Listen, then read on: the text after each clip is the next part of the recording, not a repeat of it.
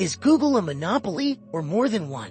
These and other questions about one of the world's largest companies have been asked over the years, and one of them has just been answered.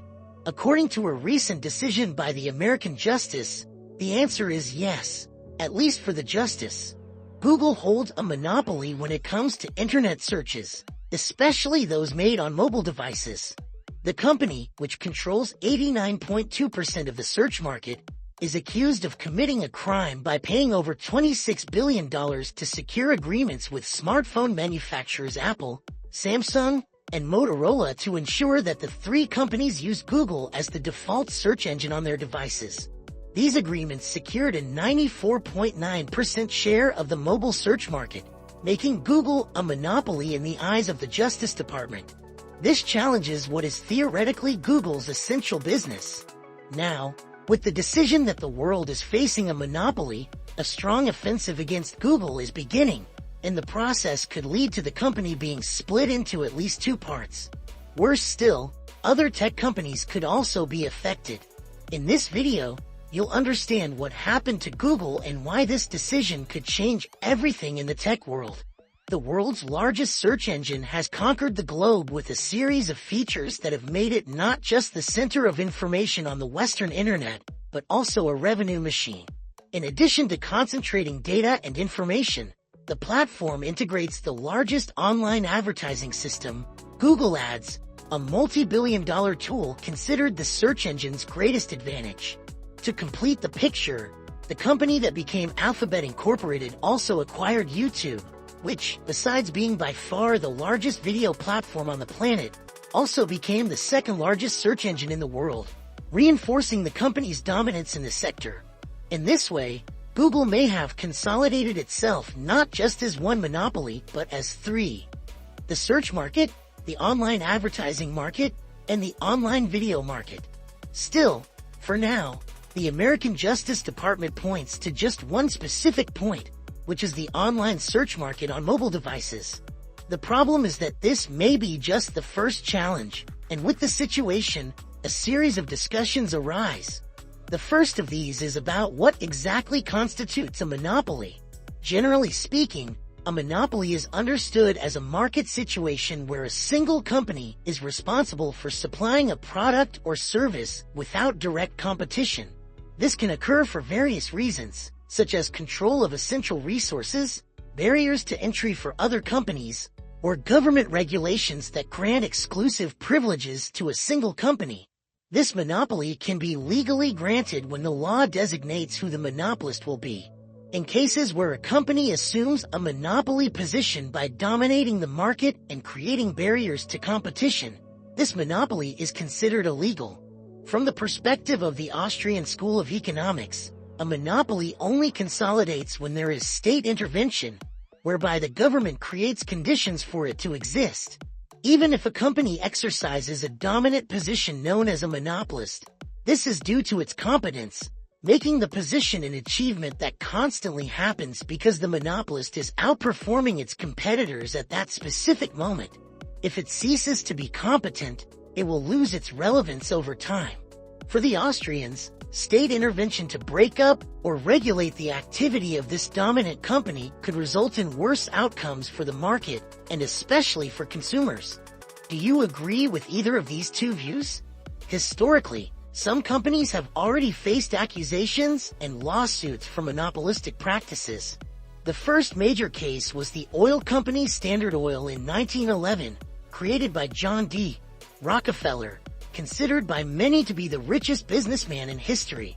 The company consolidated as the world's largest by concentrating the entire oil market, from extraction to refining, distribution, and sale of its products and byproducts. With so much power in the hands of just one business, the American Justice Department ruled that Standard Oil could no longer exist in its current form and had to be divided into multiple parts so that these new parts could become new companies that could compete with each other. Thus, Standard Oil was divided into 34 companies, which gave rise to different players in the oil market, such as Exxon, Chevron, and Mobil. The subdivision theoretically restored competition in the oil market. Despite this, in the following decades, the market again narrowed. Curiously, in 1999, two of the companies created merged to form ExxonMobil, consolidating the largest company in the world in its field at that time. Another famous case occurred in 1982 when the telecommunications giant AT&T was divided into different companies, maintaining some of its operations in specific sectors. Still, years later, AT&T itself merged with some of its former subsidiaries, such as SBC in 2005. In the technology market, the big case happened at the turn of the century when Microsoft was accused of controlling a monopoly. Despite its dominance regarding the installation of its operating system on personal computers worldwide, the Achilles heel was its Internet Explorer browser. The issue was that, according to the Justice Department, Microsoft practically forced Windows customers to use its free, pre-installed browser, leaving little room for customers to purchase competing browsers like Netscape Navigator. Although this was the point of contention, the target was the entire company. Like in the Standard Oil and AT&T cases, Microsoft ended up making a deal with the Justice Department to avoid significant sanctions and the possibility of being divided. Microsoft had to make several concessions, pay fines, and even share technology with the market to avoid state penalties. This situation is described as one of the reasons why Microsoft lost the browser market in the following years to competitors like Mozilla Firefox and Google Chrome, which is now also under investigation for possibly being considered a monopoly. Today, Chrome holds 65.41% of the global browser market, with the second most used being Apple Safari, with only 18.39% of the market. Microsoft managed to escape sanctions by sacrificing some elements to avoid losing more. Despite this, Bill Gates' company endured over a decade of stagnation with few innovations and little media attention until it went through a revolution in the last decade, as already told here on the channel. Even now, Microsoft is engaged in a practice that could put it in hot water again, as recently reported on this channel. More than 20 years later, Google is the target this time and could be the biggest case since AT&T's breakup. According to the American Justice Department, the Google search engine became a monopoly over the years, creating market distortions by consolidating itself through a commercial agreement that imposes its use on consumers of Apple, Samsung, and Motorola mobile devices, which would be a barrier to entry for other competitors like Bing and DuckDuckGo. Because of this, the Justice Department believes that intervention is necessary to restore competition, which could result in either splitting the company or a series of agreements and concessions that could reshape the tech giant's business. Once again, the specific issue is the trigger for confronting the entire company. The Justice Department is currently exploring alternatives for the case, but among the possibilities is a requirement that Google must divest some of its assets, such as the Android operating system, Google Chrome, or even the Google Ads system, its main revenue channel that generates more than $230 billion in annual income, responsible for 2/3 of its revenue. The advertising system's largest sector is Google's search engine, which was responsible for $175 billion in revenue last year. The case is expected to take months or even years to resolve, but to give you an idea of the potential impact of a possible split, the planned revenue for 2027 from ads is more than $340 billion. According to the accusers, by giving up some of its businesses, Google's power would dissipate and create room for competitors, both in the markets it would relinquish and in others where it would continue to operate. The case of the Android system is perhaps the most delicate, as there has already been a recent court decision ruling that the system operates as a monopolist by imposing conditions in its App Store, the Play Store. Additionally, the system also comes with the Google Chrome app installed, with Google Search as the default, creating what is essentially a trap where the user is always using products from the same brand. Furthermore, according to the court ruling involving Android, the system comes with various Google programs pre-installed, which an average user cannot delete without technical assistance, theoretically constituting an imposition on consumers and a barrier for competitors in specific sectors. According to Bloomberg, among the studied measures, The least severe would be a requirement that Google share data with its competitors, such as information on how it operates its search engine. Another possibility is the imposition of limitations on its entry into the artificial intelligence market, especially since with the arrival of new players like ChatGPT, Google search could lose a market share.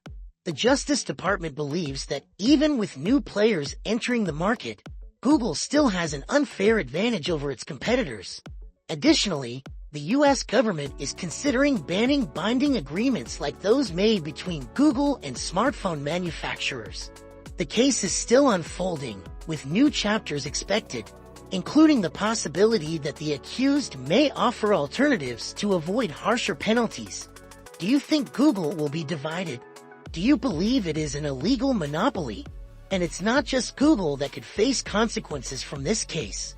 With the conviction, the American Justice Department could eventually penalize other companies that participated in the agreement with the search engine, such as Apple, which received $20 billion out of the $26 billion paid by Google to ensure it was the default search engine on its devices. Considering Apple is the largest company on the planet and has one of the largest profit margins in the market, such an agreement could be interpreted as a case of a cartel, which could lead to another lawsuit.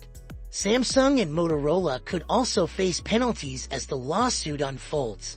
The news has already generated negative repercussions for the tech sector, and Google's parent company, Alphabet, has lost nearly $100 billion in market value since the court ruling. On the other hand, some companies, such as Microsoft and Mozilla, could benefit from a possible ban on the use of Google search, although the market tends to be cautious about what will happen next. In the following months, as the lawsuit progresses, Google will likely present alternatives to the American Justice Department to avoid drastic measures and preserve its operations. The company may offer a series of agreements and concessions to settle the matter and avoid being divided, as happened with Microsoft. The process could be long, and as in other famous cases, the end result is unpredictable. What remains certain is that this could set a precedent that will have repercussions throughout the technology market, affecting companies, entrepreneurs, and investors. The question of whether we are dealing with one or several monopolies remains open. We have an exciting series of episodes ahead,